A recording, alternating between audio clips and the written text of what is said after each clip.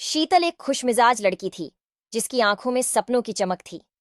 पढ़ाई में तेज और स्वभाव से बहुत अच्छी थी। शीतल अपने माता पिता की लाडली थी। शादी के बाद शीतल वर्मा परिवार में आई। वर्मा परिवार बड़ा था, परंपरावादी भी। शीतल की सासू दयावंती देवी सख्त महिला थीं, लेकिन उनके सख्तपन में भी एक मीठापन छुपा होता था। पहले कुछ महीने हंसी खुशी में बीत गए। शीतल अपने नए घर में घुलने मिलने लगी। मोहित, उसका पति, उसका हमेशा साथ देता था। लेकिन जैसे जैसे समय बीतता गया, दयावंती देवी के चेहरे पर एक तनाव झलकने लगा। 2 साल बीत गए और शीतल के कोख अभी तक मां बनने का सुख नहीं मिला था। शुरुआत में तो दयावंती देवी कुछ नहीं बोलती थीं, बस उनके चेहरे पर एक निराशा रहने लगी। धीरे धीरे उनकी निराशा तानों में बदलने लगी। बहू रानी, कब खुशखबरी दोगी? ये वाक्य सुबह शाम शीतल के कानों में पड़ने लगा। घर के काम का बोझ भी बढ़ गया। पहले तो शीतल चुपचाप सह लेती थी, लेकिन ताने तीखे होते गए और शीतल का मन उदास होने लगा। एक रात रोते रोते शीतल ने मोहित को अपनी परेशानी बताई। मोहित भी अपनी मां के व्यवहार से परेशान था, पर दयावंती देवी से कुछ कहने की हिम्मत नहीं जुटा पाता था। शीतल को देखकर उसे गुस्सा आता था, लेकिन मां के सामने आवाज नहीं उठा पाता था। कुछ दिनों बाद शीतल की मुलाकात बाजार में रानी से हुई। रानी भी शीतल की तरह ही परेशान थी। बातचीत में दोनों को पता चला कि उनकी परेशानी एक जैसी है। रानी ने बताया कि वह एक महिला संस्था से जुड़ी है, जो ऐसी ही परेशानियों का सामना कर रही महिलाओं की मदद करती है। उम्मीद की एक किरण शीतल की आंखों में जगी। उसने रानी से संस्था का पता लिया और अगले ही दिन वहां पहुंच गई। संस्था में काम करने वाली दीदी बहुत ही प्यारी और समझदार थीं। उन्होंने शीतल की बात सुनी और उसका हौसला बढ़ाया। उन्होंने शीतल को समझाया कि बहुत सी महिलाओं को ऐसी परेशानी का सामना करना पड़ता है और ये कोई गलती नहीं है। दीदी ने शीतल को बताया कि उसे अपने हक के लिए आवाज उठाने की जरूरत है।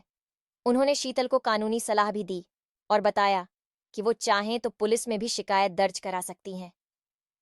संस्था से लौटकर शीतल ने हिम्मत जुटाई और मोहित से सारी बात बताई। मोहित को यह जानकर बहुत बुरा लगा कि शीतल अकेले ये सब सह रही थी। उसने माफी मांगी और शीतल को भरोसा दिलाया कि वो हमेशा उसके साथ रहेगा। मोहित ने अपनी मां को समझाने का फैसला किया। वो दयावंती देवी के पास गया और उन्हें शीतल के दुख का एहसास दिलाया। उसने बताया कि शीतल डॉक्टरों की सलाह ले रही है, पर यह सब किस्मत का खेल है। मोहित ने यह भी कहा कि शीतल उससे कितना प्यार करती है और सिर्फ संतान ना होने से उनके प्यार में कोई कमी नहीं आएगी। दयावंती देवी कुछ देर चुप रहीं। शायद पहली बार उन्होंने शीतल की नजरों से दुनिया देखी थी। उन्हें एहसास हुआ कि वो कितनी गलत कर रही थीं। बेटे की बातों ने उनके दिल को छेद दिया। आंखों में आंसू लिए दयावंती देवी शीतल के पास गई और अपने बहू को गले लगा लिया और माफी मांगी। उन्होंने कहा, बहू माफ कर दे मुझे, मैं तेरा दुख समझ नहीं पाई। शीतल भी दयावंती देवी को गले लगाकर रो पड़ी। सालों का गुस्सा और गम एक झटके में बाहर निकल गया। उस दिन शीतल और दयावंती देवी के बीच एक नया रिश्ता बना, एक माँ बेटी जैसा रिश्ता जो प्यार और समझ पर टिका था। धीरे धीरे वर्मा परिवार में खुशियां लौट आईं। दयावंती देवी अब शीतल को परेशान करने के बजाय हर संभव मदद करतीं। साथ में मंदिर जातीं, पूजा पाठ करतीं। मोहित और शीतल भी खुश थे। एक दिन शीतल डॉक्टर के पास से लौटी तो उसके चेहरे पर एक अलग चमक थी। दयावंती देवी और मोहित दोनों को लगा कुछ अच्छा हुआ है। शीतल ने मुस्कुराते हुए बताया, डॉक्टर साहब कह रहे हैं कि कुछ महीनों में मां बनने वाली हूं। खुशी के आंसू दयावंती देवी और मोहित की आंखों से छलक पड़े। उन्होंने शीतल को गले लगा लिया। सालों बाद वर्मा परिवार में किलकारियां गूंजने वाली थीं, लेकिन कहानी यहीं खत्म नहीं होती। कुछ महीने बाद शीतल को एक प्यारी सी बच्ची हुई। खुशी का ठिकाना न रहा। दयावंती देवी अपनी पोती को गोद में लेकर ना जाने कितने लाड करतीं। मोहित भी खुशी से फूला नहीं समा रहा था। शीतल भी खुश थी, लेकिन उसके मन में कहीं एक कोना था जो थोड़ा अधूरा लगता था। एक शाम दयावंती देवी ने शीतल को अकेले में बात करने के लिए कहा। शीतल थोड़ी घबराई, लेकिन दयावंती देवी के कमरे में चली गई।